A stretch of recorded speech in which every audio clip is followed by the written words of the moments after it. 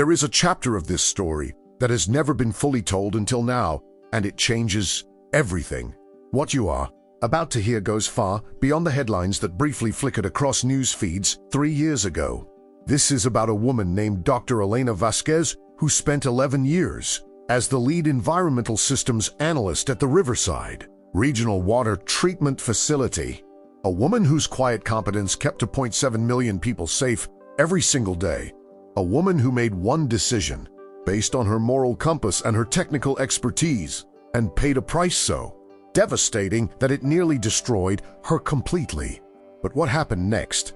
What arrived on a cold Tuesday afternoon in March when she had nothing left to lose revealed a truth that the system had tried desperately to bury.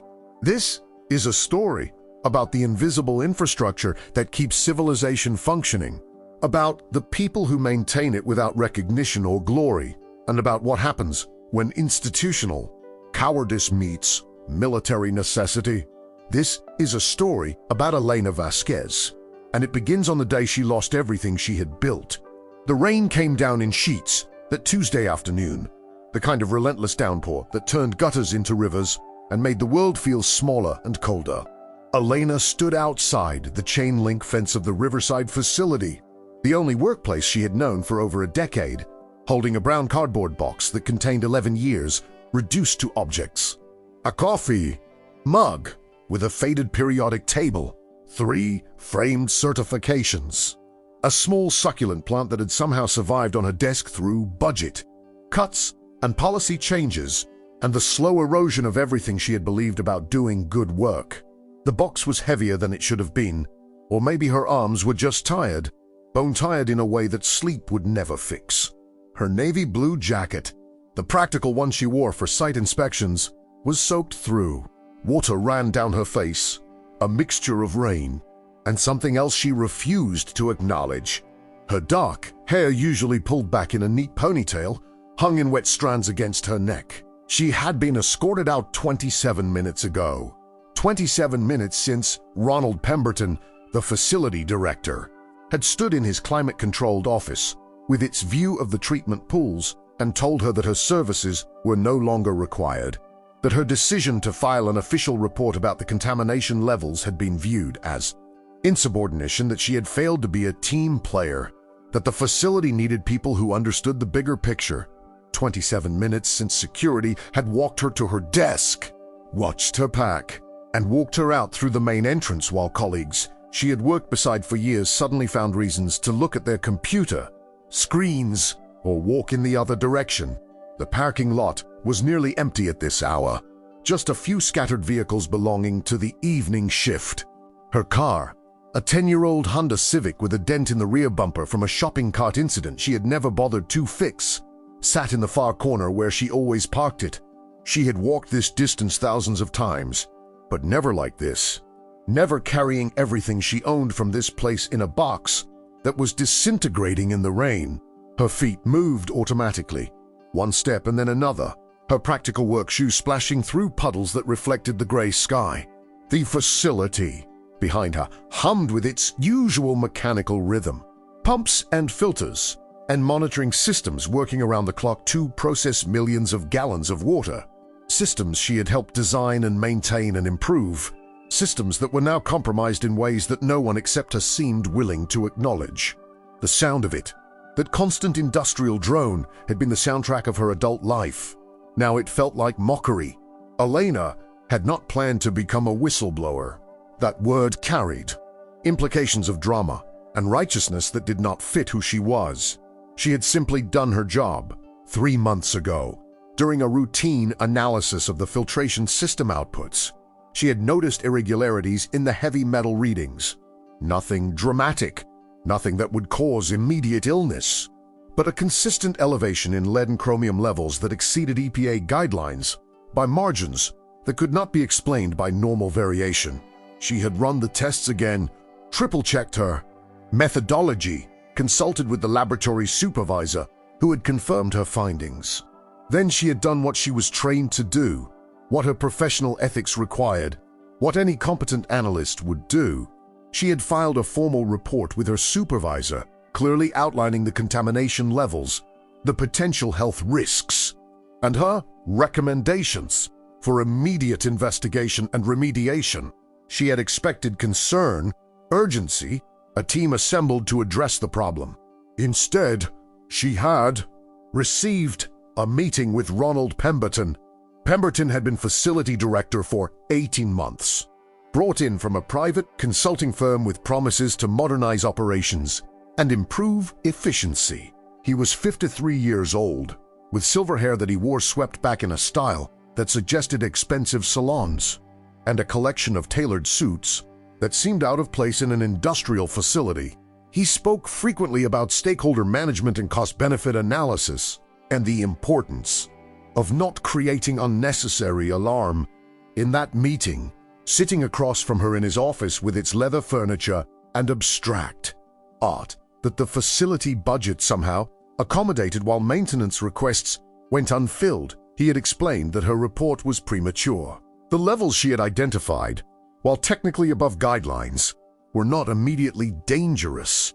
The cost of the investigation she was proposing would be substantial. The publicity could damage the facility's reputation and create public panic. He needed her to be reasonable, to understand that environmental regulations were guidelines, not absolute mandates, to recognize that her role was to support the facility's mission, not to create problems. He had smiled when he said this, a practiced smile that did not reach his eyes, and suggested that perhaps she needed to take a few days to reconsider her position. Elena had not reconsidered. She had gone back to her desk, documented everything in meticulous detail, and filed her report with the State Environmental Protection Agency. It was not an act of defiance or revenge. It was simply the correct course of action when internal channels failed. The regulations existed for a reason. The people who drank this water, who bathed their children in it, who trusted that the systems were working, deserved protection. She had taken an oath when she received her professional certification, a promise to prioritize public health and environmental safety above all other considerations. She had meant that oath. Apparently, that made her unemployable. The box was definitely getting heavier. Elena shifted it in her arms, trying to find a position that did not make her shoulders ache. Her car was still 30 yards away. The rain showed no signs of stopping. Behind her, she heard the main entrance door open and close, footsteps on wet pavement. She did not turn around. She knew it would be someone leaving for the day, someone who had witnessed her departure and was now pretending they had not.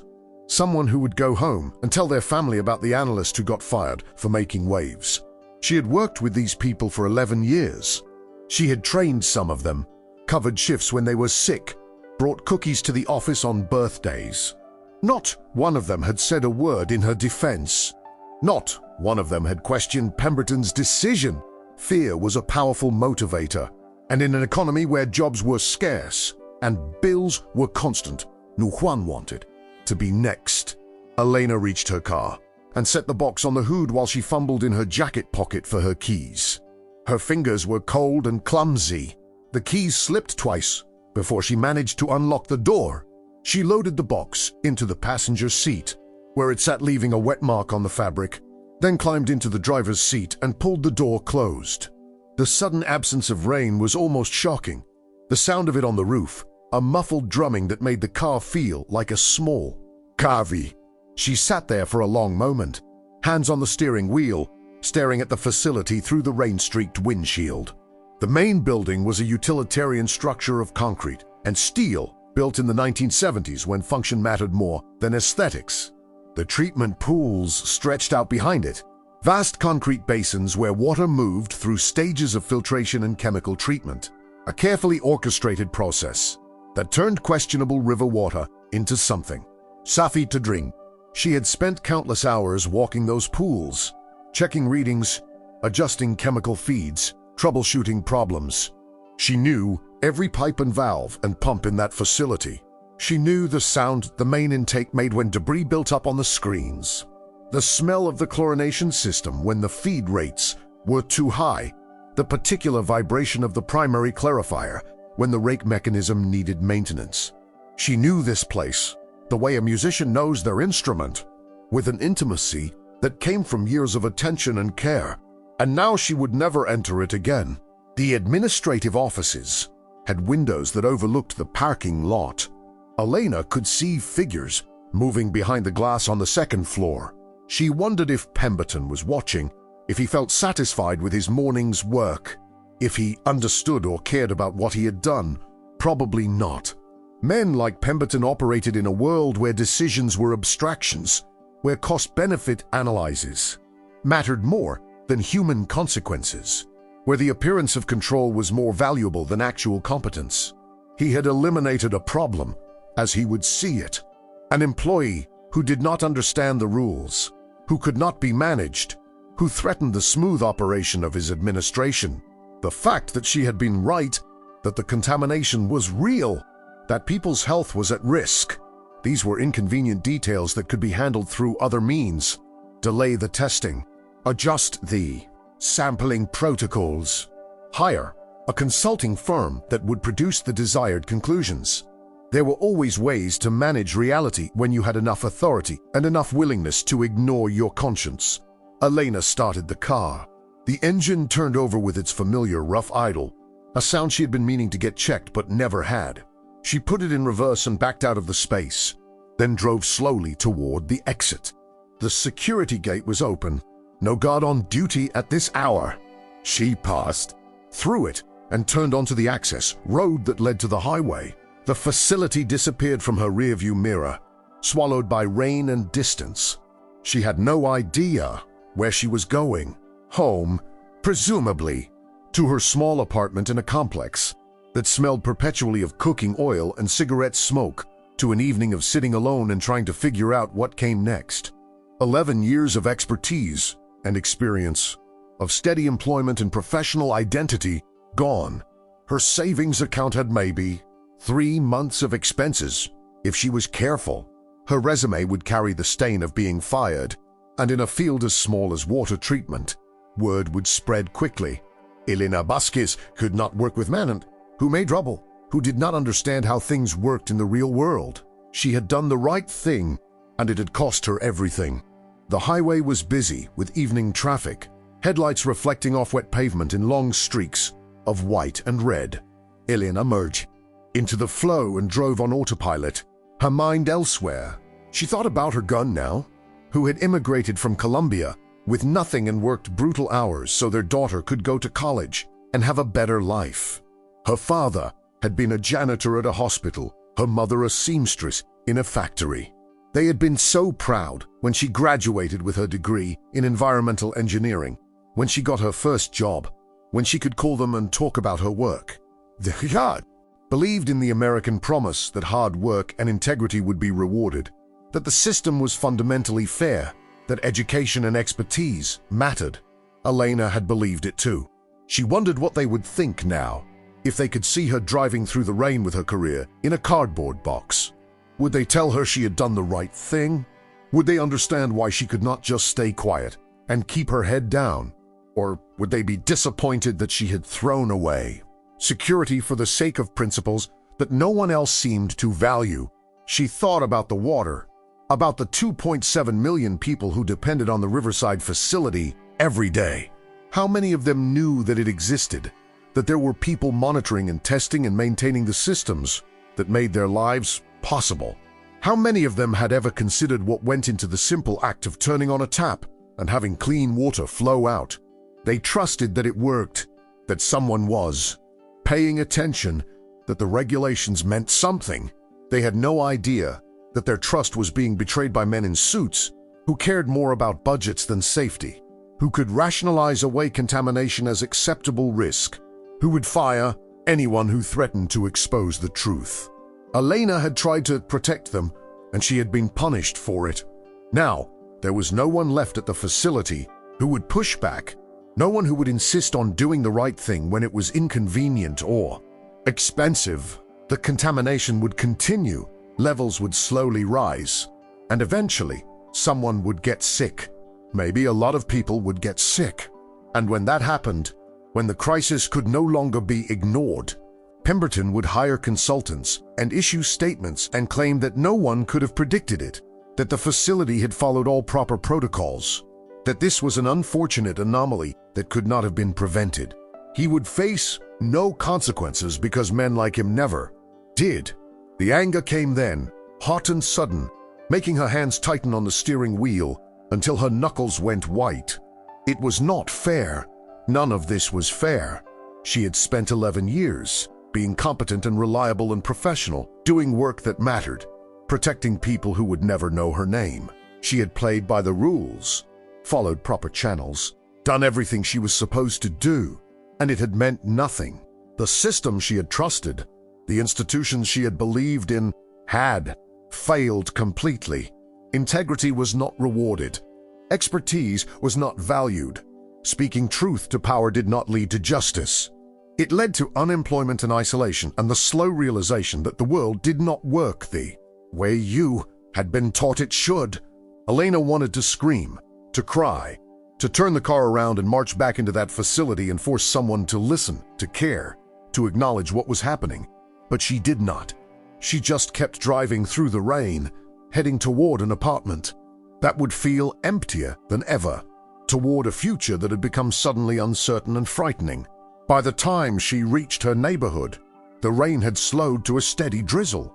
Elena parked in her assigned spot and sat in the car for a few minutes, gathering the energy to move. The apartment complex was a collection of two-story buildings arranged around a central courtyard, with a pool that was always either too cold or too dirty to use. Her unit was on the second floor, a one-bedroom, with thin walls and carpet that had been beige once but was now an indeterminate shade of grayish tan. She had lived there for 8 years, never quite getting around to finding somewhere better, always thinking that next year she would have more savings.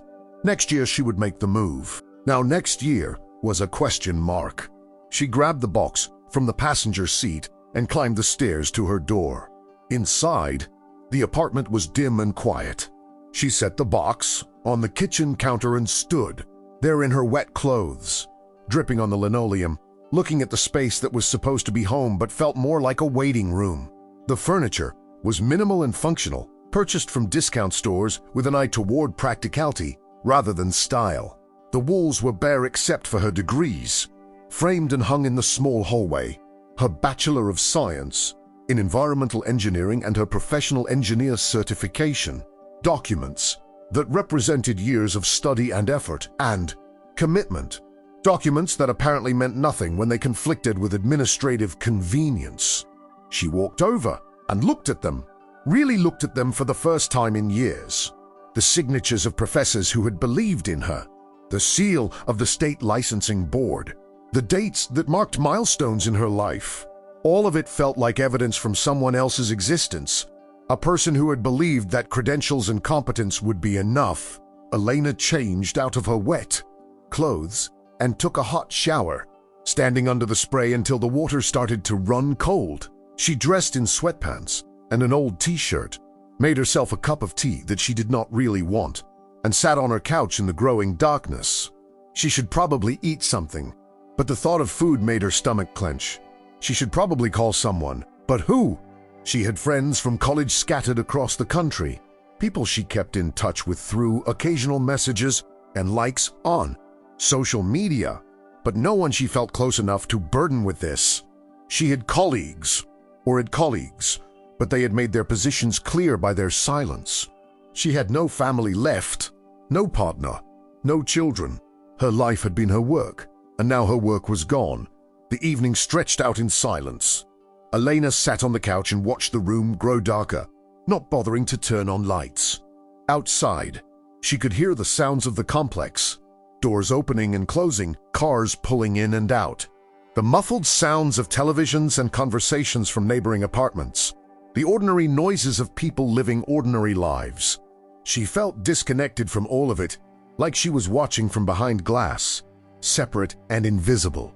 The anger had faded, replaced by something heavier and more difficult to name. Not quite despair, but close to it. A sense of fundamental wrongness, of the world being out of alignment in ways she did not know how to fix. She had done everything right, and it had not mattered. That was the part she could not reconcile, the part that kept circling in her mind like a puzzle with missing pieces. If doing the right thing led to punishment, if expertise and integrity were liabilities rather than assets, then what was the point? How were you supposed to navigate a world where the rules you had been taught turned out to be lies? She must have fallen asleep on the couch because she woke to darkness and the sound of her phone buzzing on the coffee table. Elena fumbled for it, squinting at the bright screen. 3:17 in the morning. The number was unfamiliar. Probably a spam, but she answered it anyway because who cared any more about phone etiquette at 3 in the morning when your life had already fallen apart? A woman's voice, professional and urgent, asked if this was Dr. Elena Vasquez. Elena confirmed that it was, her own voice rough with sleep and confusion. The woman identified herself as calling from the State Environmental Protection Agency, apologized for the hour, and said that they needed to speak with her as soon as possible about her report regarding the Riverside facility.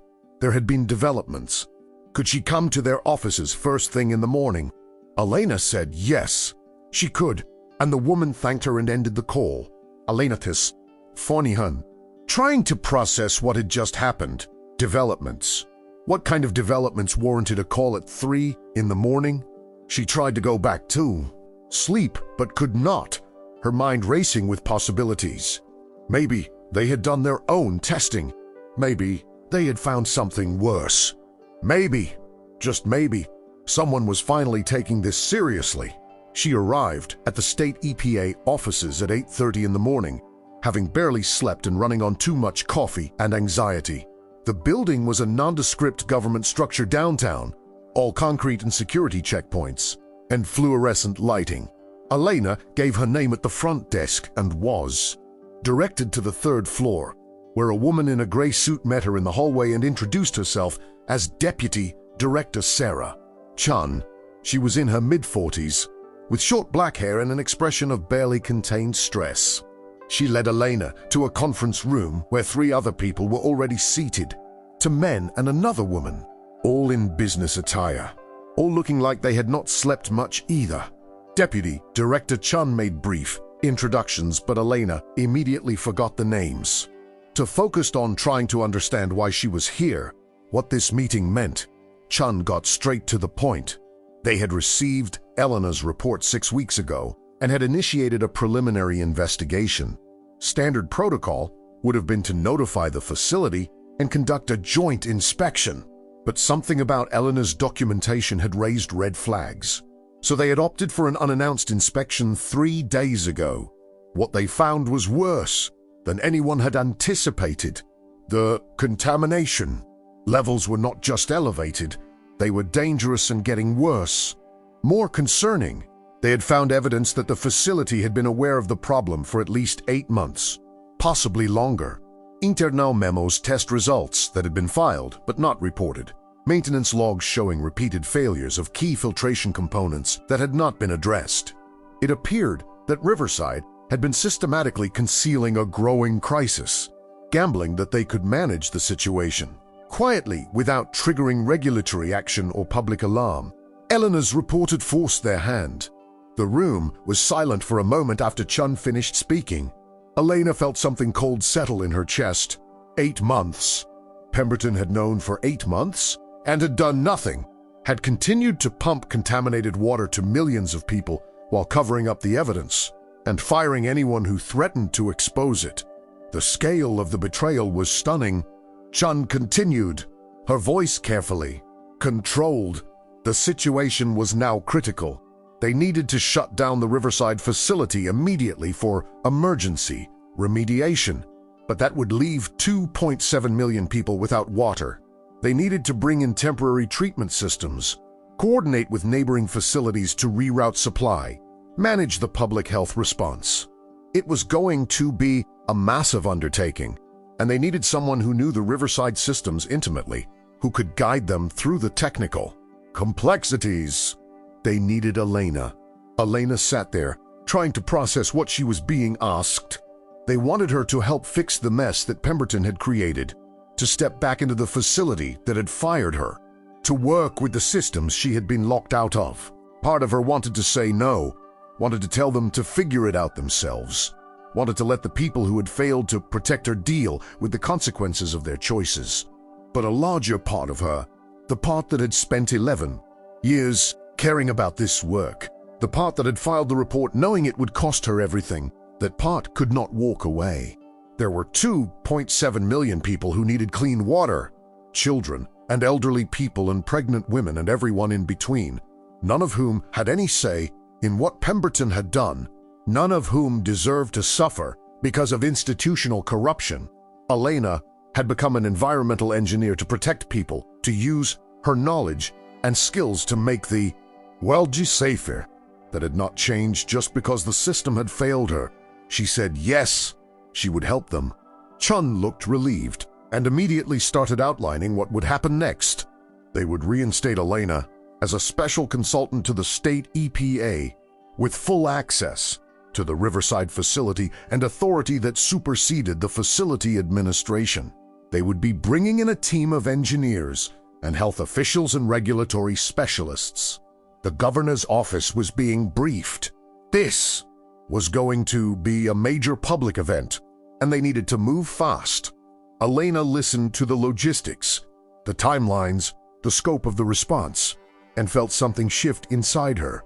This was bigger than her firing, bigger than Pemberton's corruption, bigger than her personal sense of injustice.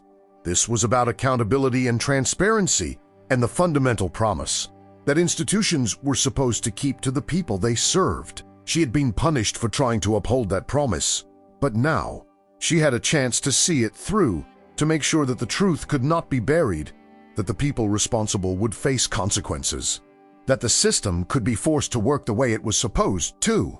The next 3 days were a blur of activity. Elena found herself back at the Riverside facility, but this time accompanied by a team of state officials and wearing a badge that identified her as an EPA consultant. Pemberton's face, when she walked through the door, was something she would remember for the rest of her life, a mixture of shock and rage and fear that he tried to cover with bluster. He demanded to know what was happening, who had authorized this intrusion, what right they had to disrupt facility operations.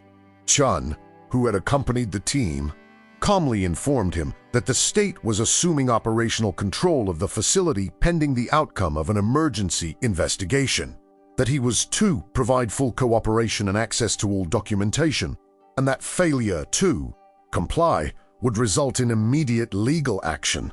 Pemberton tried to assert his authority, but it was clear that he had none, the power, and she knew it. Elena spent those days working around the clock, mapping out the contamination pathways, identifying the failed components, designing the remediation strategy. It was exhausting and technically challenging and occasionally overwhelming, but it was also deeply satisfying in a way she had not expected. She was doing the work she had been trained to do, using her expertise to solve a real problem, and this time people were listening. The state team treated her with respect, sought her input, implemented her recommendations. She was not an inconvenient whistleblower anymore. She was a critical asset, the person who understood the systems well enough to navigate the crisis. The colleagues who had avoided her when she was being fired now approached her with questions, with apologies, with expressions of guilt that she accepted without comment. She did not have time for recriminations. There was too much work to do. On the 4th day, as they were coordinating the installation of temporary filtration units, something happened that Elena did not see coming. She was standing in the main control room, reviewing flow data with 2 state engineers, when someone shouted that there were helicopters approaching. Everyone stopped what they were doing and moved to the windows. Elena followed, confused about why helicopters would matter, and then she saw them.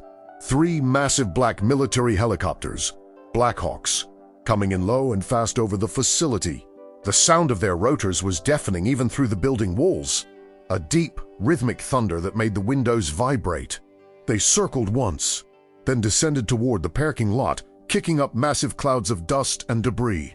Personnel in military fatigues jumped out before the helicopters had fully landed, moving with practiced efficiency. Securing a perimeter, the control room erupted in confusion.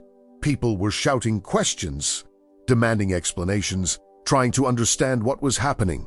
Elena felt her heart hammering in her chest. This made no sense.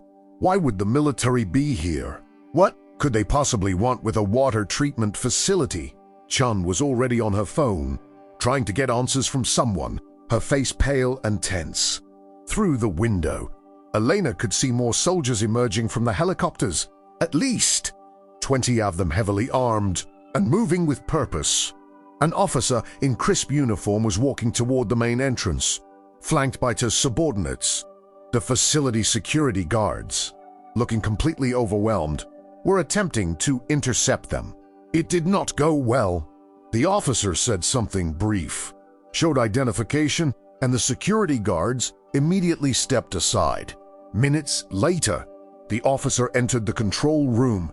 He was in his early 50s, with gray hair, cut military short undies that scanned the room with rapid assessment. His uniform bore insignia that Elena did not recognize, but that clearly indicated high rank. He looked directly at Chun and introduced himself as Colonel Marcus Reeves, United States Army Corps of Engineers. He apologized for the dramatic entrance, but explained that they had a situation that required immediate expert assistance. There had been a catastrophic failure at a military water treatment facility that served a base housing 15,000 personnel and their families. The failure was similar in nature to what had happened at Riverside, involving contamination from failed filtration systems, but on a compressed timeline and with additional complications related to classified infrastructure. They had been monitoring the Riverside situation through interagency channels and had identified Dr. Elena Vasquez as the foremost expert on this type of crisis. They needed her to come with them immediately to assess and resolve the military facility emergency. The room went completely silent. Everyone turned to look at Elena, who stood frozen, trying to process what she had just heard. The military wanted her. Specifically, her. They had sent 3 helicopters and a colonel to retrieve her because there was a crisis that only she could solve. After being fired for doing her job, after being told she was difficult and insubordinate and unemployable, the United States military had determined that she was essential. The irony was almost funny, except that nothing about this situation was funny. There were 15,000 people at risk, including children, and the military was here because they believed she was the only person who could help them. Colonel Reeves was looking at her expectantly. Elena found her voice, though it came out shakier than she would have liked. She asked how they knew about her, how they had identified her as an expert.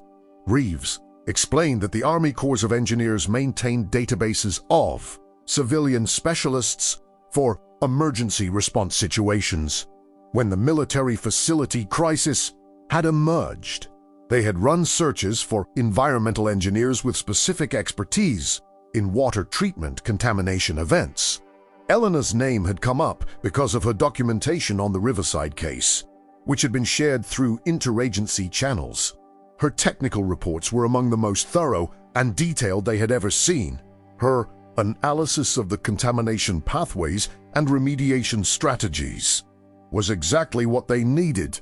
Time was critical. Could she come with them? Elena looked at Chun, who nodded slowly.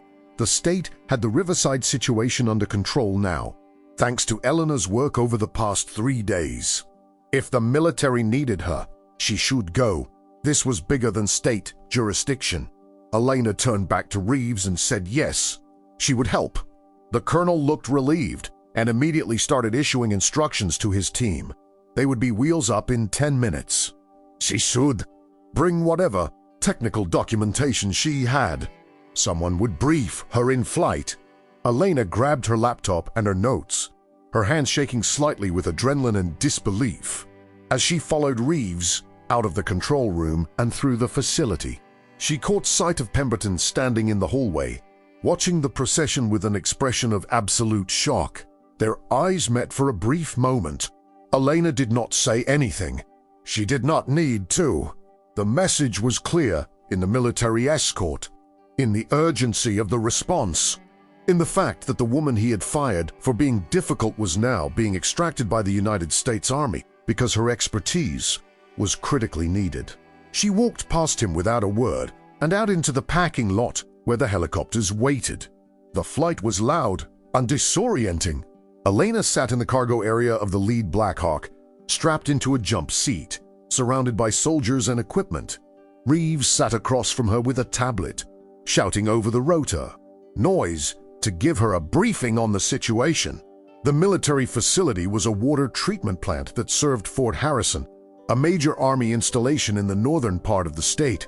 3 days ago, they had detected contamination in their output similar to what had happened at Riverside, but progressing much faster. Initial attempts to isolate and fix the problem had failed. The contamination levels were now approaching dangerous thresholds, and they were running out of time before they would have to evacuate the entire base, a logistical nightmare that would compromise operational readiness and cost millions of dollars. They needed someone who could diagnose the root cause and implement a solution quickly. Based on her work at Riverside, they believed she was that person. Elena listened to the briefing, her mind already shifting into analytical mode. She asked questions about the facility specifications, the treatment processes, the timeline of the contamination. Kievis provide what information he had, but it was clear that the technical details were beyond his expertise. She would need to see the facility herself, review their data, talk to their operators. The helicopter banked sharply, and through the small window Elena could see Fort Harrison spread out below, a vast complex of buildings and roads and training areas. They descended toward a landing pad near what looked like an industrial complex on the edge of the base. As they touched down, Elena felt a strange calm settle over her. This was what she did. This was what she was good at. The circumstances were extraordinary, but the work was familiar. She could do this. The military water treatment facility was larger and more sophisticated than Riverside, but the fundamental processes were the same. Elena spent the next 6 hours in intense analysis, reviewing their systems, examining their data, interviewing their operators. What she found was troubling. The contamination was not just a failure of filtration components. It was a cascading systems failure caused by a combination of aging infrastructure, deferred maintenance, and a recent modification to their treatment process that had been implemented without adequate testing. The facility operators, or military personnel, had done their best to respond, but they lacked the deep technical expertise needed to understand the complex interactions between different treatment stages. They had been applying solutions that made sense in isolation, but were actually making the overall problem worse. Elena worked through the night, mapping out the contamination pathways, identifying the critical intervention points, designing a remediation sequence. She explained her findings to Colonel Reeves and his team, using diagrams and data to illustrate why the standard approaches would not work, why they needed to take a more systematic approach. Reeves listened carefully, asked intelligent questions, and then gave her full authority to implement her plan. It was a level of trust and respect that Elena had never experienced in her civilian career. No one questioned her credentials. No one suggested she was overreacting. No one tried to minimize the problem to protect budgets or reputations. They simply recognized that she was the expert and gave her the resources and authority she needed to do her job. The remediation took 3 days of intense, technically demanding work. Elena coordinated teams of military engineers and operators, walking them through each step of the process, troubleshooting problems as they emerged, making real-time adjustments to her plan based on new data. It was exhausting and stressful and occasionally terrifying when things did not go as expected, but it was also exhilarating in a way she had never experienced. This was engineering at its highest level, using knowledge and expertise to solve critical problems under extreme pressure. She was not just maintaining systems, she was saving them. By the 3rd day, the contamination levels had dropped back into safe ranges. The facility was stable. The crisis was over. Fort Harrison would not need to be evacuated. 15,000 people would have clean water because of her work. Colonel Reeves called a meeting in the facility conference room to debrief the team and thank everyone involved. Elena sat at the table, exhausted and dirty and running on caffeine and adrenaline, listening to Reeves praise the coordinated response. Then, he turned to her specifically and said something she would never forget. He said that Dr. Elena Vasquez had demonstrated exactly the kind of expertise and dedication that the military valued, that her work had potentially saved lives and definitely saved the mission capability of a critical installation, that she represented the best of what civilian professionals could contribute to national security. He said that her name would be included in the official after-action report that would go all the way up to the Pentagon, that she had earned the gratitude of everyone at Fort Harrison, and that if she ever needed anything from the Army Corps of Engineers, she had only to ask. The room erupted in applause. Elena sat there, overwhelmed, trying not to cry, feeling something break open inside her that had been locked tight since the day she was fired. After the meeting, as Elena was gathering her things to return to Riverside, Reeves approached her privately. He asked if she was aware that her situation at Riverside had been part of the information in their database. Elena said she was not sure what he meant. Reeves explained that when they had pulled her file, it had included notes about her recent termination and the circumstances around it.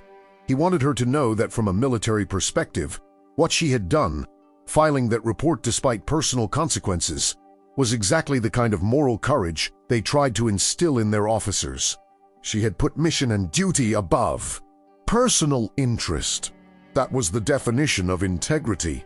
He hoped that her civilian employers would come to recognize what the military already understood, that she was a valuable asset who deserved respect and support. Elena thanked him, not trusting herself to say more. The helicopter ride back to Riverside felt different from the flight out.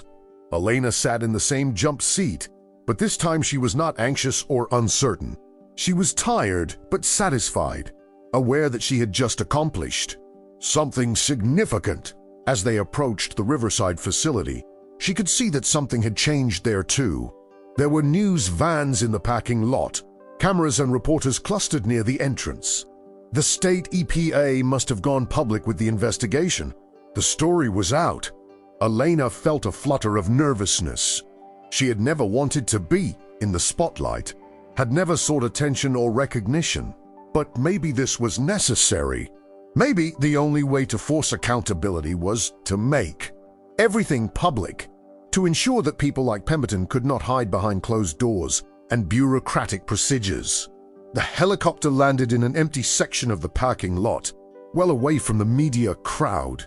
Chun was waiting with two state officials, and she looked both relieved and stressed.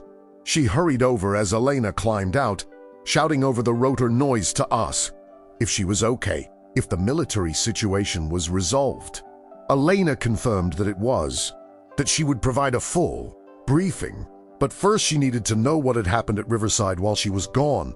Chun's expression became grim.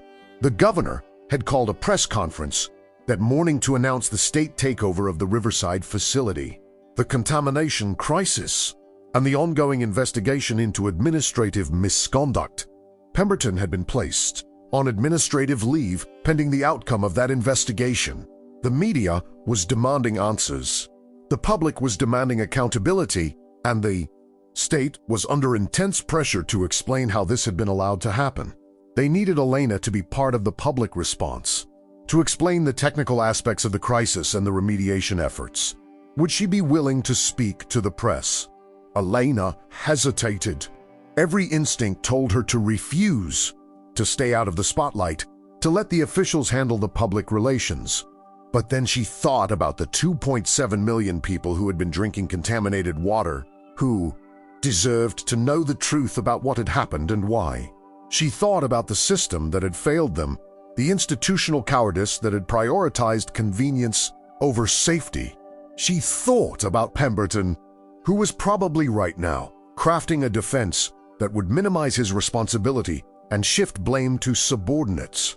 Someone needed to speak for the people who could not speak for themselves, who trusted that the systems were working, who had no way to know when those systems failed. Elena had been silenced once. She would not be silenced again. She told Chun yes, she would speak to the press. Chun looked surprised, but grateful, and immediately started coordinating with her communications team. Ana Lateja Lena found herself standing at a podium in the Riverside facility parking lot, facing a crowd of reporters and cameras. Governor Patricia Whitmore stood to her left, Chun to her right, both lending official weight to the proceedings. Elena had been given a few minutes to prepare remarks, but she had decided to speak from her expertise rather than from a script.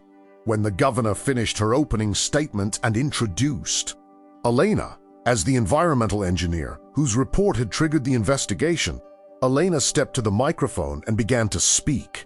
She explained the technical nature of the contamination, using clear language that non-experts could understand.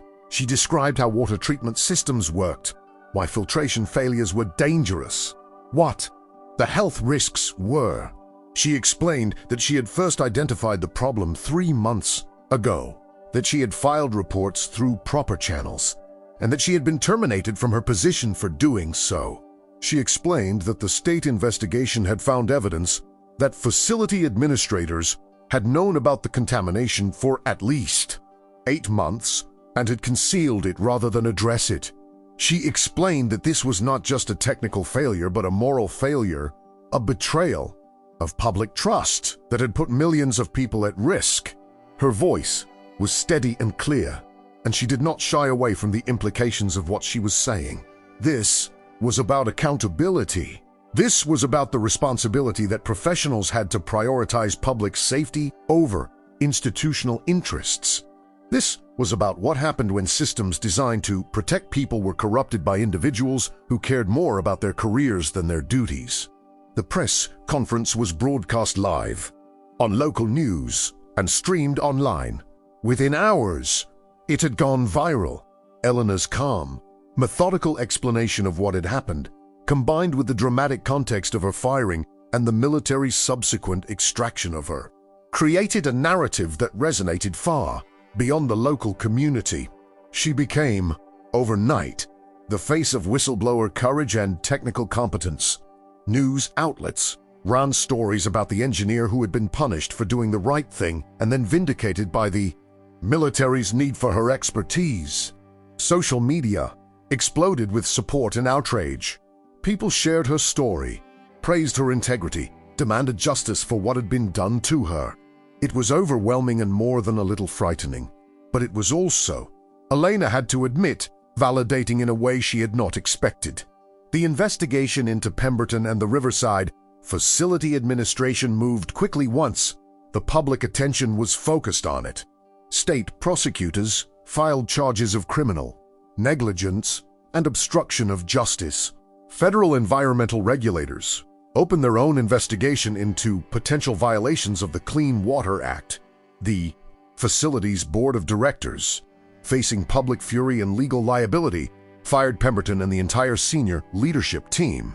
Internal documents were subpoenaed, revealing a pattern of cost-cutting and regulatory corner-cutting that had been going on for years.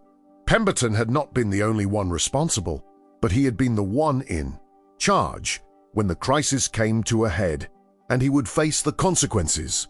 The trial, when it happened 6 months later, resulted in convictions and prison sentences for Pemberton and to other administrators. It was a rare case of actual accountability for the kind of institutional corruption that usually went unpunished. For Elena, the aftermath was complex. The state offered to hire her permanently as a senior environmental consultant, a position that would give her authority and resources far beyond what she had had at Riverside. The Army Corps of Engineers reached out about consulting opportunities on military projects. Private firms contacted her about positions that came with impressive titles and salaries. She had options now, real options, in a way she had never had before. But she also had a platform and a responsibility that came with it. Her story had resonated with people because it touched on something fundamental: the belief that doing the right thing should matter, that expertise should be valued, that individuals could make a difference against corrupt systems. She could not just take a good job and disappear back into comfortable anonymity. She had become, whether she wanted it or not, a voice for the invisible professionals who kept society functioning, for the people who did critical work without recognition, for the belief that integrity should be rewarded rather than punished. Elena accepted the state position but negotiated terms that would allow her to also work on advocacy and education. She started speaking at professional conferences about ethics and whistleblower protections. She worked with legislators on bills to strengthen environmental regulations and protect employees who reported violations. She partnered with universities to develop training programs for environmental engineers that emphasized not just technical skills, but moral courage. It was work she had never imagined doing, work that took her far outside her comfort zone, but it felt important in a way that purely technical work never had. She was not just maintaining systems anymore. She was trying to change them. 2 years after the Riverside crisis, Elena was invited to speak at a national conference of environmental engineers in Washington, D.C. The keynote address, delivered to an audience of 3,000 professionals, was titled "The Moral Obligations of Technical Expertise." Elena stood at the podium in a large convention hall, looking out at the sea of faces, and felt the weight of what she was about to say. She began by telling her story, the same story that had been told in news articles and interviews, but this time with a focus on what it meant for the profession. She talked about the moment she had discovered the contamination, the decision to file the report, the consequences that had followed. She talked about the system that had failed, the administrators who had prioritized politics over safety, the colleagues who had stayed silent out of fear. She talked about the military's arrival, the work at Fort Harrison, the vindication that had come not from the institution that had failed her, but from an external recognition of her value. Then she challenged the audience. She asked how many of them had ever faced a situation where they knew something was wrong but felt pressure to stay quiet. Hands went up across the hall, hundreds of them. She asked how many had reported problems and faced retaliation. Fewer hands, but still dozens. She asked how many had stayed silent because they feared losing their jobs. More hands. A forest of them, people admitting to the compromise that seemed necessary for survival. Elena let the silence hang for a moment, then said that she understood, that she did not judge them, that the system was designed to make speaking up difficult and costly. But she also said that the system would never change unless people were willing to bear that cost, unless professionals were willing to insist that their expertise mattered more than administrative convenience, unless they were willing to put public safety above personal security. She said that technical competence without moral courage was not enough, that they had obligations that went beyond their job descriptions, that they were the last line of defense against the kind of corruption that put lives at risk. The speech received a standing ovation that lasted for several minutes. Afterward, dozens of people approached her, some to thank her, some to share their own stories of workplace retaliation, some to ask for advice about situations they were facing. Elena listened to all of them, gave what guidance she could, and felt the weight of being a symbol for something larger than herself. She had not set out to be a hero or an activist. She had just tried to do her job correctly. But the response to her story showed how hungry people were for examples of integrity being rewarded, for proof that the system could work, for hope that doing the right thing was not always punished. She carried that responsibility seriously. The Riverside facility underwent a complete overhaul in the years following the crisis. New leadership, new systems, new protocols designed to prevent the kind of concealment that had led to the contamination. The facility was renamed the Elena Vasquez Water Treatment Center in recognition of her role in exposing and resolving the crisis. She attended the dedication ceremony, standing in the parking lot where she had once stood with a cardboard box. listening to the governor and other officials praise her courage and expertise. It felt surreal and humbling and a little bit uncomfortable. She had never wanted a facility named after her. She had just wanted to do good work. But she understood the symbolic importance. The message it sent about valuing the people who maintained critical infrastructure, about protecting those who spoke truth to power.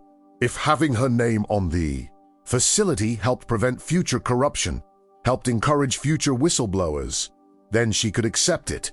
Elena's relationship with her work changed fundamentally after the crisis. She no longer saw herself as just a technical professional executing tasks.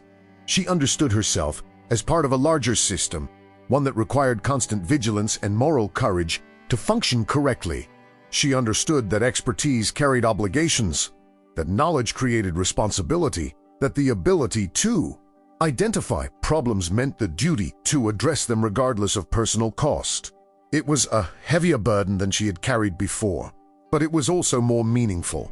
She was not just maintaining infrastructure. She was maintaining the trust that made civilization possible, the belief that someone was paying attention, that the systems worked, that the people in charge cared about something beyond their own interests. On the 5th anniversary of her firing from Riverside, Elena received an unexpected letter. It was from a young environmental engineer named Sarah Martinez, who had just started her first job at a municipal water facility. Sarah wrote that she had studied Elena's case in her ethics class in college, that Elena's story had inspired her to enter the field, that she wanted Elena to know that there were people who believed in doing the right thing because of the example Elena had set. The letter was handwritten and earnest and made Elena cry when she read it. This was the legacy that mattered, not the facility with her name on it or the awards she had received or the media attention that had eventually faded. It was the impact on individuals who would carry forward the commitment to integrity and competence, who would face their own difficult decisions and remember that someone else had faced them before and survived, who would choose courage when it would be easier to stay silent. Elena kept the letter in her desk drawer and read it sometimes when the work felt overwhelming or the compromises seemed too tempting. It reminded her why she had filed that first report, why she had accepted the state's request for help, why she had stood at that podium and told the truth, even though it would have been easier to stay quiet. It reminded her that individual actions mattered, that systems could change, that the choice to do right had consequences that rippled outward in ways you could not always see or measure. She had been humiliated and fired and left outside, with nowhere to turn. And then soldiers had jumped out of helicopters demanding she come with them because her expertise was critical, because she was the only one who could solve the crisis, because the work she had done and the integrity she had maintained made her invaluable when it really mattered. That was the story Elena carried with her. The story she told when people asked how she had survived what happened, how she had found the courage to speak up. She told them that she had not known she would survive, that she had been terrified and uncertain and convinced that she had destroyed her career for nothing. She told them that the vindication had come from an unexpected direction, that she could never have predicted military helicopters or national news coverage or facilities being renamed in her honor. She told them that she had simply tried to do her job correctly and trust that the truth mattered, even when every indication suggested it did not. She told them that the system had failed her, but not completely, that there were still people and institutions that valued integrity, that recognized expertise, that understood the difference between competence and convenience. She told them that it was worth it, all of it, the fear and the loss and the uncertainty, because the alternative was to be complicit in harm, to prioritize comfort over conscience, to betray the trust that people placed in professionals to protect them. Elena Vasquez never went back to being the invisible analyst she had been before the crisis. That person was gone, transformed by the experience of standing up and being knocked down and then lifted higher than she had ever imagined. She became instead someone who understood that expertise without courage was incomplete, that technical skill without moral clarity was insufficient, that the real work of maintaining civilization required Not just competent execution, but constant vigilance against the forces that would corrupt and compromise. She became someone who believed that individuals could matter, that speaking truth to power was not futile, that the system could be forced to work correctly if enough people insisted on it. She became someone who had been left outside with nowhere to turn and had discovered that sometimes the turning point comes from directions you never expected, that sometimes vindication arrives in helicopters, that sometimes doing the right thing costs you everything in the short term but gives you something far more valuable in the long term. She became someone who knew that true power comes from those who act when the system fails, who refuse to be silent when silence is expected, who trust that their expertise and integrity will eventually be recognized, even if that recognition is delayed or comes from unexpected sources. She became someone who had lived through humiliation and emerged with her dignity intact, who had been punished for doing right and ultimately rewarded in ways that mattered more than any career advancement. She became Dr. Elena Vasquez, the environmental engineer who had stood alone against institutional corruption, and one who had proven that one person with knowledge and courage could make a difference, who had shown that the invisible professionals who maintain our infrastructure deserve recognition and protection and respect. She became the person she had always been, but now the world knew it too, and that knowledge, that recognition, that validation of everything she had believed about the importance of her work was worth every moment of fear and uncertainty she had endured to get there.